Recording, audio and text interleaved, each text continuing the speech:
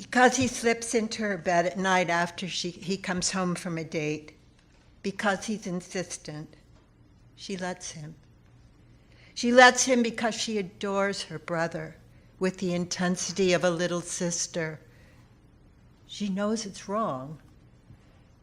She longs for his approval. After years of ignoring her and putting her down, he's focused on her.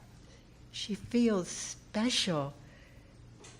She tries to stop, but the lure to please him overrides her resistance. Her boundaries battered and porous from her father's incessant assault. She wonders if her brother is also the object of unwanted touching by their father. When she's 9 and her brother 13, they're the same height. Their mother's nightmare, a shrimp of a son and a giant gangling daughter. At 11 and 15, they look like twins, twin nymphs. He's tall by then and handsome. They're so young, so fresh bodies like star-crossed lovers, like loving brother and sister, god and goddess in a Greek myth, in a Celtic myth, in a Viking myth. So much alike. Could you tell them apart when they were entwined in each other's arms? At a family gathering, their uncle remarks, "You act as if you were his wife, not his sister." Is that just a snarky remark, or does he know? Does he know her fantasy, dreamlike, locked away secret, not to be revealed? Her lover, a male version of herself, her exact counterpart? No one can know.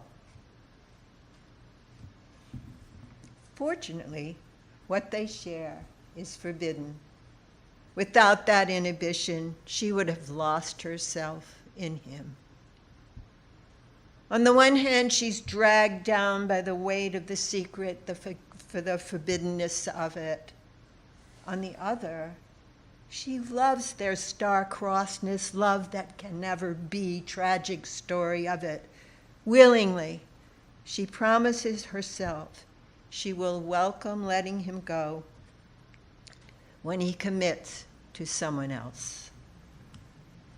When it ends, it's gone on for 10 years.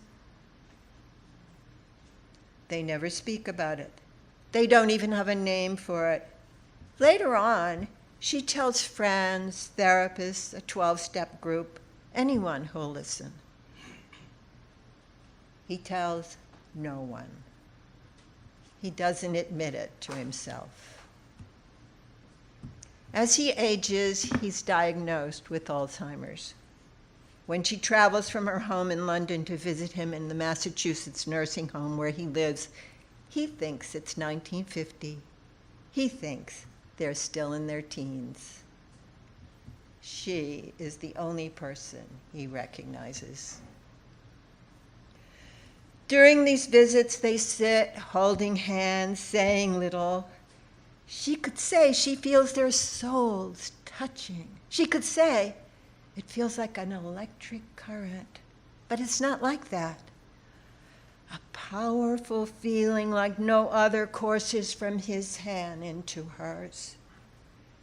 For years, she weeps, remembering the feeling of their hands pressed together.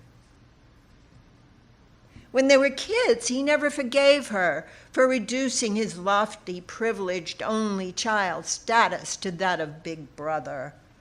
She loved him unconditionally, in spite of his cutting her hair off, sawing her tricycle in half, burning the end of her nose with a cigarette lighter in the new Chevrolet.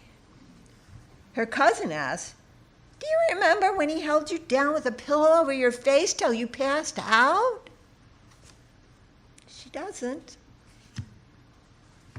The last time she visits, she sits next to him, pressing into him. She holds his hand firmly. She wills their closeness to direct her words to what shreds of memory he might have left. I forgive you, she says. Do you understand? Yes, he says.